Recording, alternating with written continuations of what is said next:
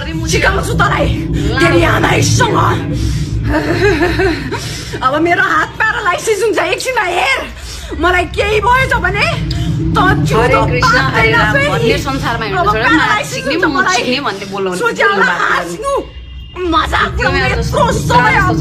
अब यति भयो राम्रो शान्त भएर बसेको छु। तिमीहरूको हुने नहुने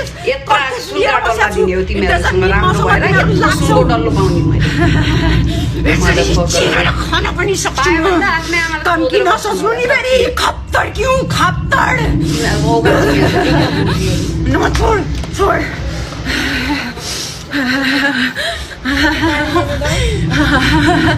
खप्तडसँग लाग्नेको परिणाम देख्नु पर्यो। यस्तोमा त पुरै दर्शकहरू पनि हेर न